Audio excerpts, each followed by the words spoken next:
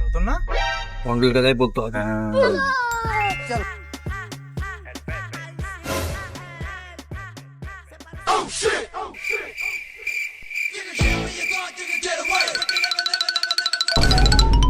মন্ডল সাহেব, তোরা এরকম ভাবাচ্ছিস কেন? কি হয়েছে? শুনেন তো আগে ঘটনা আছে। কি হয়েছে বল।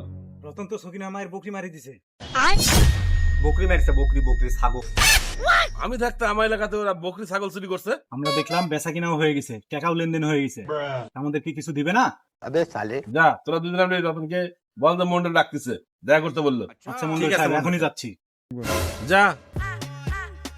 একটা সিট্টু বাদ বাকি জয় নাই, আজকে সেই খেলা খেলে। এই রতন, তোকে মন্ডল সাহেব ডাকিছে, এখনই যাতে গেলো, দেখা করতে কইছে। চল। তরফ আমাদের সাথে চল, মন্ডল লাগিছে। মন্ডল সাহেব, রতন হাজির। আসসালামু আলাইকুম। ওয়ালাইকুম আসসালাম। তোর অবস্থা তো খুব খারাপ রে। তোর অভিযোগ শুনতে শুনতে সারা দিন আমার মাথা খারাপ হয়ে যাচ্ছে। কি শুরু করেছিস? মন্ডল সাহেব, কি আমার অভিযোগ দিল? আমি তো আগে থেকে ভালোই গেছি। তুই কি মনে করেছিস আমি কি এই গ্রামে কোনো খোঁজ খবর রাখি না? গোটা এলাকাতে আমার চেনা বেড়া আছে। তুই যে আজকে মোটা অঙ্কের একটা দান মারিছিস, আমি কি খোঁজ পাইনি? হ্যাঁ, সকিনা আমার বকরিটা তুই চুরি করেছিস। বাল কি যে কোন, আমি কি আগের মতন আছি?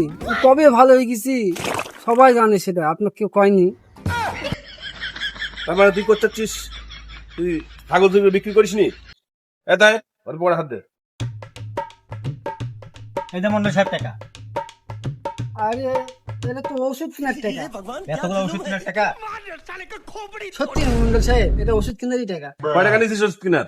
বার কর। লিখছি 4-5 হাজার টাকা।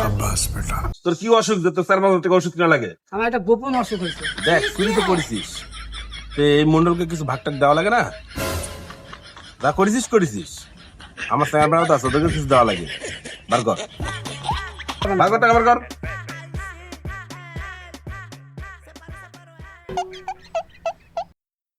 আপনি চুরির ভাগ খাবেন? তাহলে খান, আপনারাই খান। মন্ডল সাহেব, আমাদেরটা দেন। ঠিক আছে, তাহলে তোরা দুদিনের সন্ধ্যার সময় দেখা করিস। ঠিক আছে। আবার সন্ধ্যা মন্ডল সাহেব, পরিশ্রমটাই বৃথা গেল রে তাহির। মন্ডল মনে হয় আবার ঠকাবে।